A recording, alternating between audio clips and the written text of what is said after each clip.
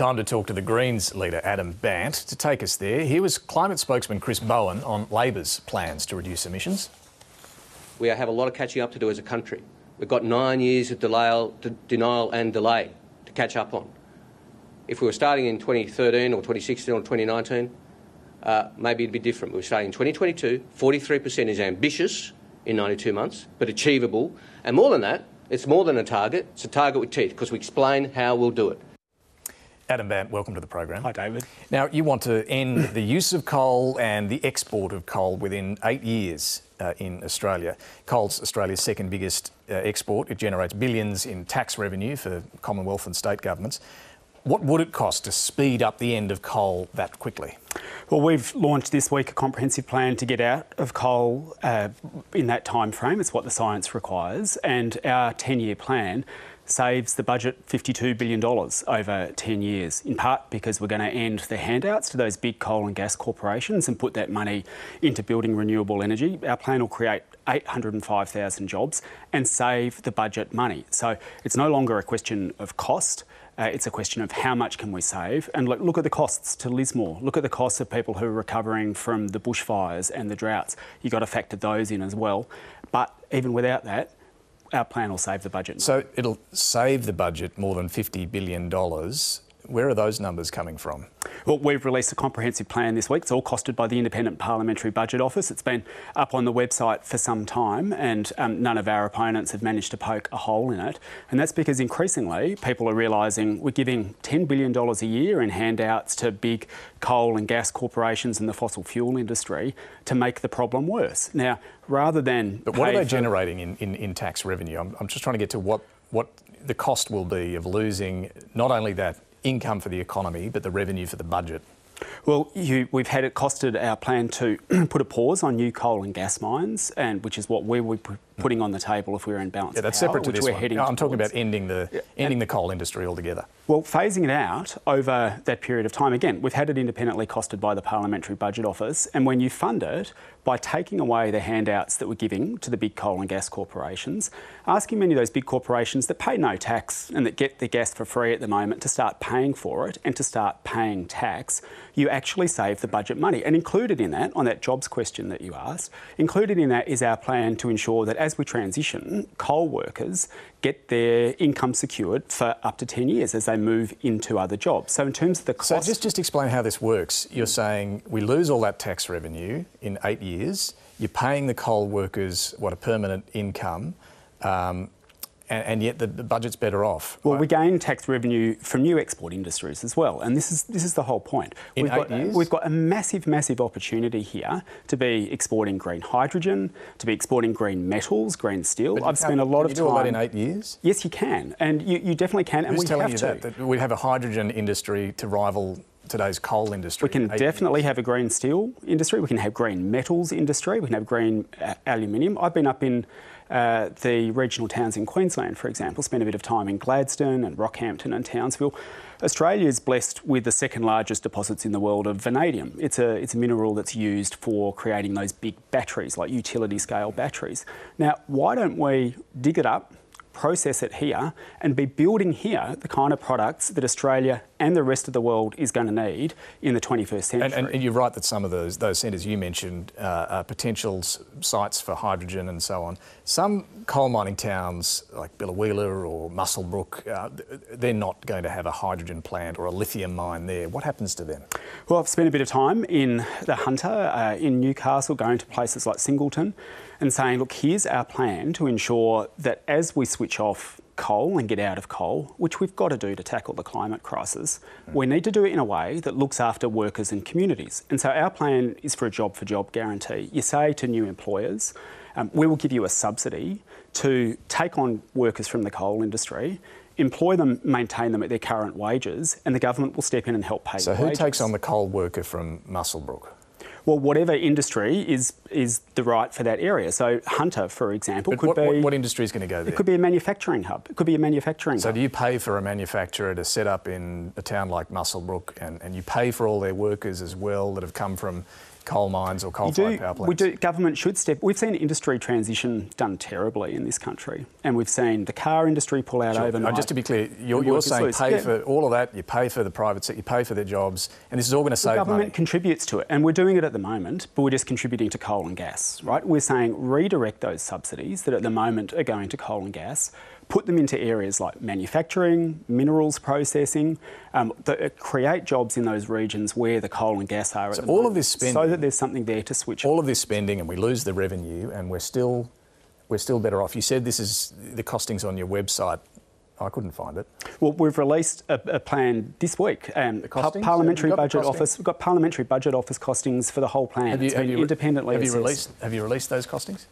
They're certainly available. I don't know if they're on the website, but they're certainly available. There's Parliamentary Budget Office costings of our whole plan. We set up the Parliamentary Budget Office. And look, it's estimated that farmers are currently losing about $30,000 a year as a result of the climate crisis. That's government estimates. We are heading towards a climate cliff. Liberal and Labor are arguing about whether to go over it at 180 k's an hour or 200 k's an hour.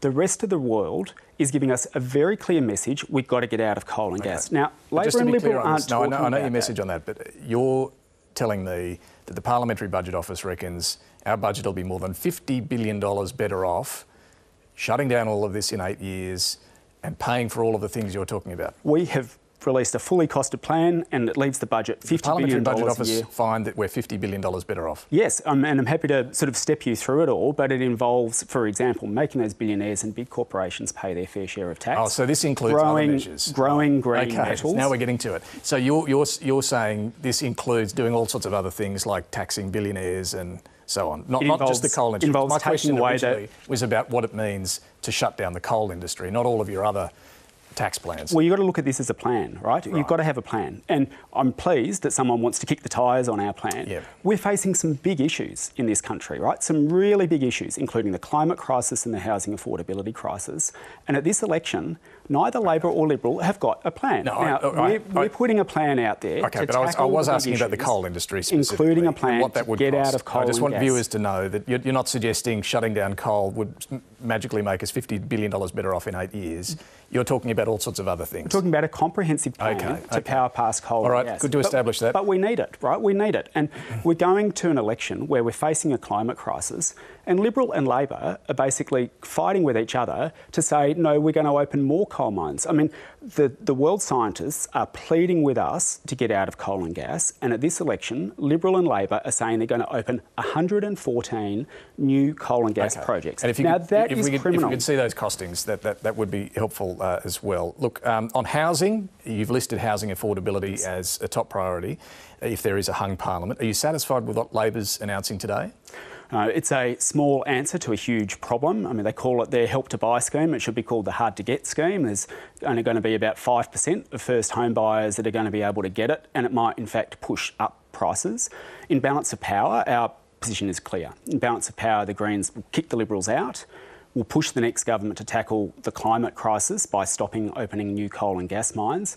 And we'll tackle cost of living by building more affordable housing, getting dental and mental health into Medicare, and wiping student debt. Now, on the housing affordability front, that solution from Labor today won't even touch the sides. Okay. Will you back Labor regardless? Will you back Labor in a hung parliament regardless? Well, we're not going to support the Liberals, and what we want to do is work with the next government, which will hopefully not be a Liberal government, a Labor government, but they're going to need to be pushed. And the housing affordability announcement is a classic example as to why. Housing affordability is a massive issue in this country, and they come out with a policy that maybe might help 10,000 people and might in fact push up prices. We're pushing for. I hear your point on that. Well, I just want to tell you what we're going to put on the table on the housing affordability. We're going to put on the table a plan to build 1 million new homes over 20 years that people can buy into or rent for 25% of their income. We need a transition transformative solution to the housing affordability crisis. Okay, now the Green, I just want to turn to a couple of other issues briefly. Green Senator Jordan Steele-John says Australia's concerns over the Solomon Islands Security Pact with China is, quote, paternalistic and actually racist. Do you agree? Well, I don't think that's quite right. He's making the point that as a matter of factual statement... Or? No, but just put it in context. He's making the point that these countries in our region, just a factual statement that I think the Coalition and Labor would agree with, have the right to enter into pacts, and to suggest that they don't have the right. But what's rising the racist? tensions... Who's being racist? And well, to suggest that they wouldn't have the right to enter into that pact, and that they should be taking their instructions from someone else. But has anyone said that? Is rising? Some commentators have. Is rising tensions in the region? The Prime Minister said it's a sovereign decision. I mean, yeah. Well, that's right. That's so the point. Who's being racist? Well, that's Jordan Steele-John said that before the Prime Minister said that, and he's making the point that the Prime Minister is. So do you think anyone's being racist here? I think, let's look at the issue. Is rising tensions in the region between the United States and China an issue, including for our security? Yes, it is. And is there something that we can do about it? Yes, there is. We can have an approach that prioritises stability in the region and the de-escalation of conflict. And our primary concern at the moment is that the government is taking us down the road of escalating the conflict. Well, the United States, Japan, New Zealand, the Federated States of Micronesia, others have all expressed concern about this deal. So why are you getting stuck into Australia for expressing concern? Well, the Pacific Islanders this week, and including together with Australian former Defence Chief Chris Barry, have all made the point that what is going on here in our region is rising tensions between like the US and China. Australia is getting involved in part by amplifying those tensions. And in the words of Chris Barry, we have blustering scare campaigns. Do you have a concern about what China's doing in the region?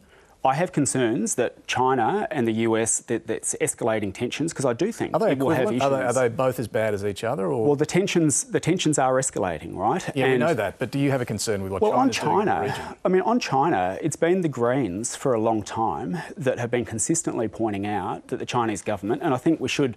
When we talk about this, it's worth distinguishing between China and the Chinese government, because the Chinese people often cop it when we have these debates. Are you concerned about what the CCP is doing in this region? We've been concerned about that for some time, and we've said it. And during the course of the mining boom... It's a bit confusing when your other senator says it's paternalistic. No, but I think you can't take what he's saying out of context. What's out of context? When it comes to China and the position of the Chinese government and their position with respect to human rights... During the mining boom, we were the only ones saying, hey, hang on, there's human rights concerns here. The government and Labor have signed the China Free Trade Agreement. The government continues to sell them coal. We've been the only ones throughout all of this who've pointed out and said, no, look, hang on, you've got to have an independent foreign policy that's centred around human rights. Now that the mining boom is over, they're all starting to raise some of the concerns, including that we raised sometimes. Final issue, I'd like to clear up where you stand on the Indigenous Voice to Parliament. You've said a treaty must come first, yet the Uluru Statement makes it pretty clear the first step should be a voice to Parliament, then establish the Makarrata Commission, which would then oversee treaty making. Why are you ignoring the Uluru Statement? We support the Uluru Statement. We were the first ones to back it. We still proudly do, and we back every element of it. Truth, treaty and voice. And I encourage people to have a read of the Uluru Statement. In a different order. You're saying treaty first and then voice. Well, I say we need progress on treaty. And that's what's happening in Victoria at the moment. We're having progress around truth and treaty. Just to clear this up for us, are you saying that has to happen before a voice to Parliament? We're saying we want to see progress on all of those elements. We think that the best way to ensure... Sorry, that's not answering. There's a lot of debate about your position on this, and I just want a clear answer. Is treaty first and then voice? Happy to give you a clear answer. We support all of the elements. We'd like to see progress on them all, including voice. If that can happen in the next Parliament, then that is great, right? But what we're also saying is we need to see progress towards truth and treaty as well. And that is what is happening in Victoria at the moment. They haven't gone voice first. They've said truth and treaty. This sounds like a slightly different position now. You're saying you would support a voice to Parliament in the next term of Parliament before there's a treaty in place. Well, our concern is we're not going to stand in the way of any genuine reforms, right? Including a voice to Parliament. Including that. But our concern is we want it to succeed. Right? And we are the party that has got the highest proportion before a treaty of First Nations people. We've got 2 out of 10 of our members are First Nations women. And the really deeply held view from the Greens is that the best chance of all of the elements, including voice, succeeding from the Uluru Statement is to have that process of truth and treaty at least commenced first. And if we do it the other way round, then we set up for the terrible prospect that it might not succeed. But if there's a referendum on a succeed. voice to Parliament, you won't campaign against it. Well, we hope that in the next Parliament, what happens is after we've kicked the Liberals out, because they're not interested in any of the elements, that we can work with the next government to progress all three issues. We're not going to be blocking action on this. Okay, so that's the point I just want to establish. We want to see you won't oppose a voice to Parliament even if there's no treaty in place. Well, we want to see action on truth and treaty as well, though. You won't oppose a voice to Parliament if there's no treaty in place? We're not going to be blocking action on voice. If that's what the government wants to do. But truth and treaty need to be on the agenda as well. And in the next Parliament, we will be pushing for that to happen, just as it is in Victoria. Adam Bandt, thanks for joining us. Thanks, David.